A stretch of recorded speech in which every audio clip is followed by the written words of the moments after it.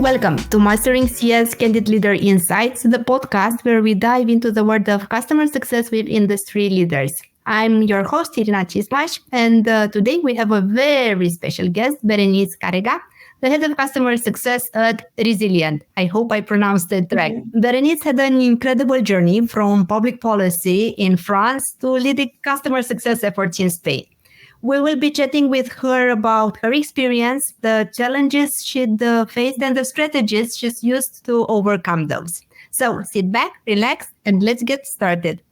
Berenice, welcome, and thank you for your participation today. I want to start by asking you, how does a French former public policy analyst end up working in Spain as a head of customer success? Thank you so much, Irina, for hosting me. Really glad to be able to share my insights. To answer your first question, I guess it was a pretty natural for a public policy graduate like me to start my career as a consultant in this field. An important thing at the time is that I didn't want to specialize in a given industry. I wanted to stay agile and to be able to jump from an industry to another. So I started working for very diverse investment projects, fueled by the French Recovery Plan with France. I started in cybersecurity and switched to public health. So very, very different industries, but I was pretty soon facing like slow moving processes, whether it came from the French bureaucracy or even just the mere fact of working for a consultancy with thousands of employees. I was just a consultant and others. I did had the opportunity to learn and master some key project management concepts from start to finish. And I really enjoyed the client-facing experience, dealing with a lot of different stakeholders. But it became pretty soon obvious to me that I would be more fulfilled in a more agile and impactful environment because I was having a hard time seeing the tangible outcome of my day-to-day work and the projects I was working on. So I guess there were two main factors for my decision to move and to quit my job. On the one hand, the impact and the evolution opportunities that I was not really finding in the corporation, and also my willingness to explore the tech and international environment. So this is when I stepped out of my comfort zone and quit this pretty secure job and applied to other positions in Spain, in Barcelona in particular, because there is a vibrant startup and scale-up scene there. So it was really a conducive environment for me to reinvent myself and to dive into the tech industry and startup environment. So this is when I joined Rzilient, my current company, first as a customer success and project manager. And then quickly, within a span of 6 months, I transitioned to a more strategic role by becoming the head of customer success for the company. And this was pretty natural for me as an evolution because in my previous experience in public policy analysis and consultancy, I had proven to be adaptable, curious, and goal-oriented. As you may know, customer success managers are often said to be project managers for the success of their clients. There are a lot of similarities in terms of methods and personality traits that you have to make the most of in order to succeed in this position. While you were describing the transition and the journey, you mentioned a lot of skills. What do you think were those particular skills that helped you from this transition? What were your assets that helped you better embrace this role? Well, I would definitely start by mentioning project management skills, of course, because pretty early on in my professional career, I was in charge of handling complex projects and dealing with a lot of high-level stakeholders and working in cross-functional teams. So I really had to prove to be rigorous and goal-oriented in these aspects. I mentioned that there are a lot of similar steps in the customer journey and in project management in general. I am also a big fan of processes because to me, there are like roadmaps in order to guide our customers towards success. And by setting clear expectations and processes from the get-go, this is your best shot at making it a success for your clients. I also mentioned adaptability and curiosity to quickly learn and grasp what you need to know about a given industry. And last but not least, maybe the analytical and data-driven mindset. I wouldn't go as far as saying that I'm a numbers person, but I do like a good puzzle. And in this aspect, customer success is all about making it work based on the needs that your customer escalate, creating any missing process on the road and throughout the customer life cycle and the journey, and just giving you the key to adopt a proactive approach instead of just reacting to your customer complaints in a way. How did you actually prep for becoming a CSM? I really made the most of my onboarding to actually learn by myself with resources that I could find online, but also by shadowing not only my teammates, but all the company. Basically, I really wanted to grasp what it meant to deal with a client in my company, not only from the operational aspects, but also from the other team's standpoint. And I wanted to understand everything about how our business worked. So I really took this onboarding seriously. I took note of everything and I really wanted to document the onboarding process. I really considered it to be like a continuous onboarding, just like for clients, that you keep on learning and that you keep questioning any existing process in order to improve it continuously. At first, I must admit, I was having a hard time at first with the kind of startup lingo and language, because there are a lot of acronyms and concepts that you don't really learn when you haven't attended a business school or when you don't come from the startup environment, so to speak. And I didn't want to be lost in this ocean of new terms. So I really took it on me to educate myself and to proactively look for resources, to speak to relatives who were actually doing like lots of different positions in the startup environment in order to actually grasp what was at stake. What's a typical day like for you as a head of CS at rzilient? And I want to start by understanding who are your customers and what challenges do they typically face? So rzilient is an all-in-one platform for our customers to manage all their IT assets, whether it be hardware or softwares, equipments, but also access and licenses. And basically, we help SMBs, scale-ups, startups to actually give them the tools and the processes for like accidental IT owners. So in other words, all the persons in the company who end up owning IT topics without necessarily having the expertise or the interest for these tasks. And we give them a platform on which they can really, from start to finish, manage their company. They can request new hardware or software. They can keep track and monitor the key metrics in order to escalate and to report to their executives and decision makers within their company. We mostly operate in Europe, but also in America. We are really proud to be working with companies like 360 Learning, Livestorm, PlayPlay, or Alan. We are mostly present in Europe, but we are also opening some new markets, not only in France, where we have historically developed, but also we have recently opened a new market in the UK and in Spain. So the main pain points my day-to-day would be like how to make sure for any employee onboarding or offboarding that their laptop is being delivered on time, secured, because sometimes office managers or HR professionals who do not have anything to do with IT and security are then being the one accountable for security compliance within the company, especially for the growing number of startups which are taking security compliance audits like ISO 20001. So that's about it for the challenges faced by our typical clients. How do you and your team actually help them overcome those challenges? From a CS perspective, what do you actually do? We have a huge focus on customer enablement. So in other words, providing our customer base with the necessary tool and knowledge in order to really leverage our platform and services and to achieve the outcomes that we have set up with them from the get-go. We have comprehensive onboarding and continuous training programs. We are making the most also of a comprehensive knowledge base, which include, for instance, Loom videos for it to be more interactive and personalized, but also interactive walkthroughs and tutorials with the tool Scribe mostly, and also some in-app guidance that we maintain along with the product team. The key aspect here is to provide the admins on our platform with the key metrics and actionable KPIs in order for them to be able to report to their executives and to actually shed light on the value that we bring to them. How has your CS organization evolved since you joined the company? You mentioned that you were initially a CSM, then you transitioned in a more strategic role. Let us know how you are set up. What roles? Where do you report? Where does the CS organization sit in the big org chart? Let me start by saying that I joined the company a year and a half ago. And at that time, it was only the beginning of a dedicated customer success team. So before I joined, it was actually the sales who were closing the deals with prospects and leads, who would later on onboard customers on the platforms and kind of take care of the customer relationship. And as the company grew, it became pretty obvious that we needed a dedicated team for it.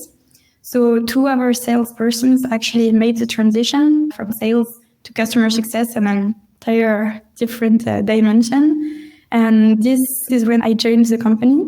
I initially stepped in as a customer success and project manager. From the get-go, from the recruitment process, my role was meant to be pretty evolutive and agile based on my professional aspirations and my background in project management. So I proactively shaped my own journey at rzilient. I leveraged, as I said before, my own onboarding experience to actually document the onboarding experience for future team members, because the perspective here was to scale the team and to create the conditions for a company to be able to absorb more clients as sales were closing new deals. And I really appreciated my company's openness about it, I must admit, to this agile approach, and really helped me shape my own journey at rzilient. So within 6 months of this kind of evolutive role, I evolved to a more strategic role by providing insight about our customer base. And I switched to the role of head of customer success, reporting to the CEO. So at first I mentioned that sales were handling the customer lifecycle.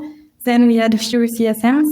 And now we are evolving towards a more specialized team structure based on the insights that we have been witnessing over the past few months. This has proven to be the most efficient team structure. So our team is including a senior CS and account manager who will provide guidance to key accounts and ensure their success and growth.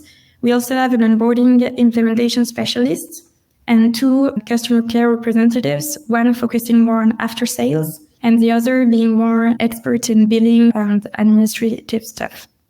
And we have also recently recruited a customer success specialist and kind of a project manager to help me structure the team even more and pave the way for even more processes in the team. So my role as a head of CS at rzilient, so I oversee this team, and in a few words, I make sure to translate the company vision into actionable roadmap for my team members. What are the main roadblocks that you faced when you transitioned from CSM to head of CS? What were your biggest challenges in the new role? What was the most difficult thing that you had to overcome in this transition? I think that scaling with limited resources is often quoted as one of the main roadblocks. And I will go with that because a few days ago, I was actually reading a report on customer success leadership study, which said that more than half of customer success teams had to either downsize or maintain their headcounts last year in 2023. And it's really hard when you transition to a leadership position to find a balance and to actually manage expectations internally, because you are being asked to do more with as much or even less resources. So in this aspect, it really appeals to one of our key objectives at rzilient, which is to leverage technology in order to increase our productivity. Basically, to get rid of any manual and low-value tasks that we are still doing by making the most of automations and the tools that we use on a daily basis. It also implies to keep in mind the effort versus value matrix that I often share with my team in order for them to actually be able to prioritize any action in their weekly organization and to make sure that at the end of the day, 80% of their day-to-day, if not 100%, actually accounts and actually helps them achieve the company and the team goals. And this requires open communication and often difficult conversations because, of course, we always want to recruit more people, but at the same time, it's an opportunity for us to be more efficient and to automate as many things as possible while maintaining high satisfaction standards. Speaking about objectives, what are your main KPIs and how do you keep track of them? We have 4 objectives within the team: retention, expansion, productivity and efficiency, and low-cost acquisition. For the first one, for retaining our existing customer base, the goal here is to actually maintain the value perception among our customer base. And to do so, we are mostly monitoring the net recurring revenue that our customer base brings us, and closely monitoring as well the churn rates.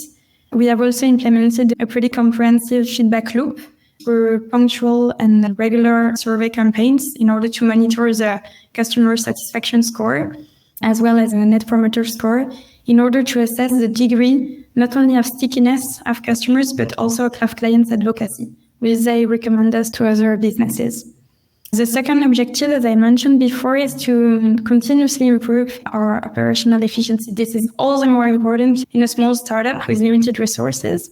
And to do so, our main metric is to measure the time to first value. So the time at which a new customer actually realizes that we're worth it, and that we actually help them save time, money, whatsoever.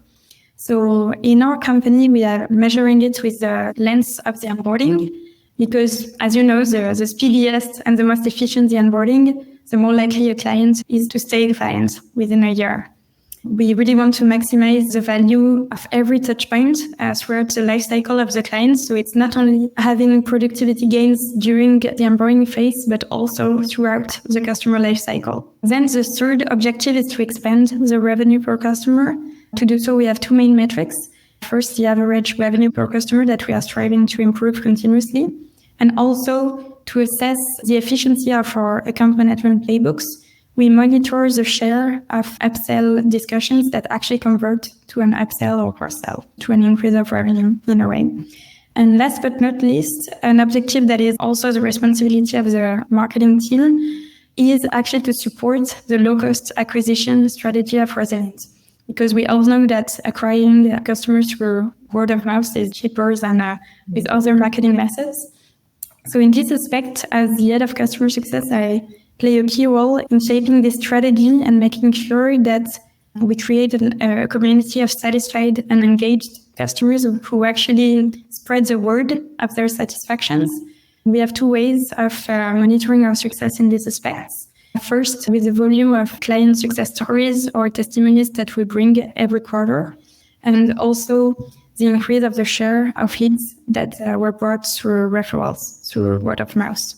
You have a lot of KPIs. At some point, you also mentioned churn. What type of data or insights do you focus on to prevent churn? What's the most important data points that you are trying to connect? So an important point to mention here from the get-go, I think, is that in a small startup, you don't have access to as many tools as you would in a bigger environment. So you really have to make the most of what is available and to actually manage expectations in this aspect. This has been a pretty huge challenge, to be honest. We mostly focus, I would say, on customer feedback, either quantitative or qualitative. So I mentioned that we were doing regular surveys at key milestones in the customer life cycle. That can be every quarter, for instance, in addition to the surveys that are more like at the end of the onboarding.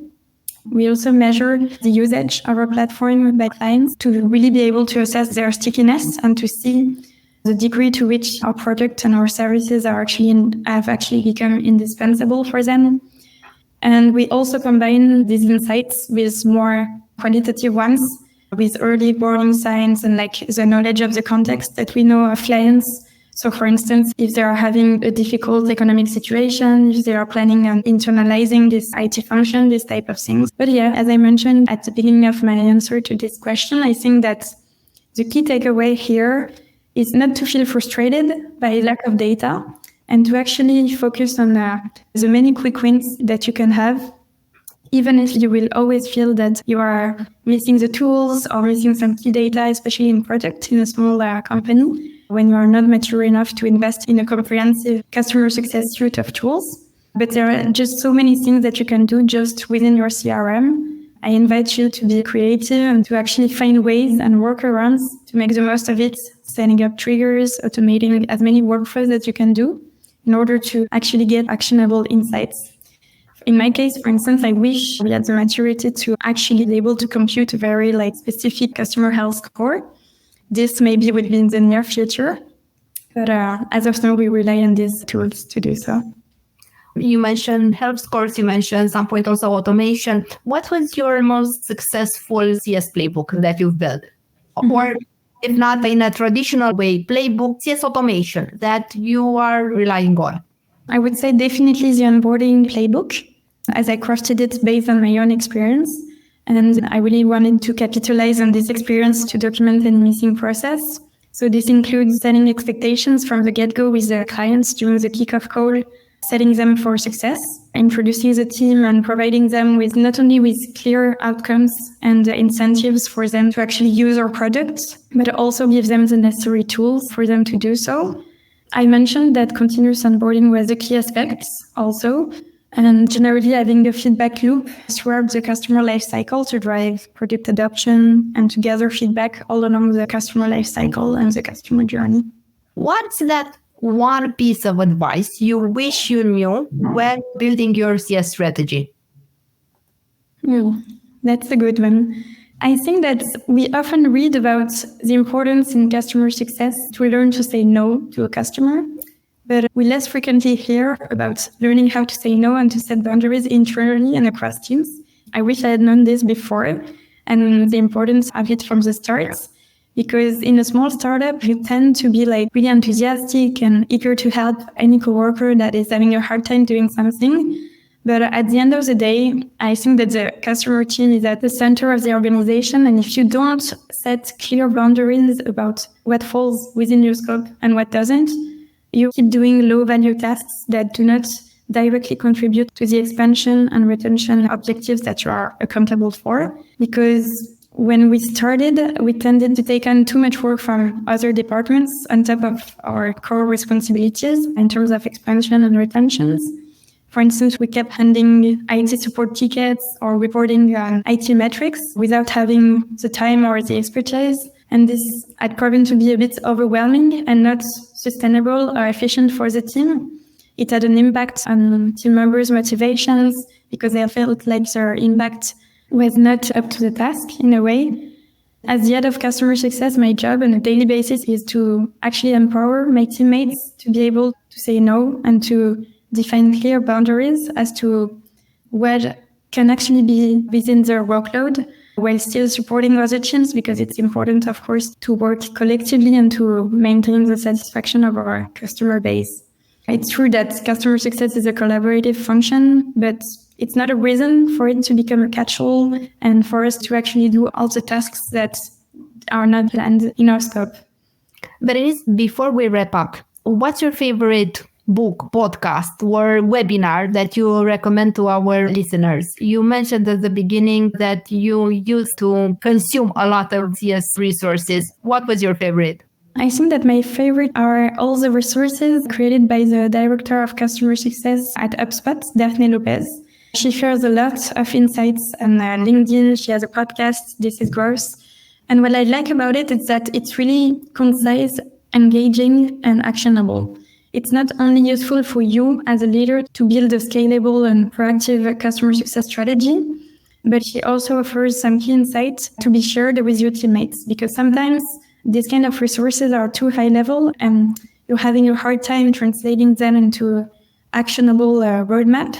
But actually, from time to time, I make the most of the weekly team meetings to share a post that really stood out, in my opinion, and tell my team, why not try this week? Let's try this new approach, and let's gather next week and see if it works. And if it worked, let's implement it on a regular basis. I'm also a fan of Daphne. We also had her in one of our webinars. We are also sharing their insights with our audience. So thank you for mentioning her. And thank you so much for sharing your insights and experience with us today. And a big thank you to all of our listeners for tuning in. Until next time, stay safe and keep mastering customer success.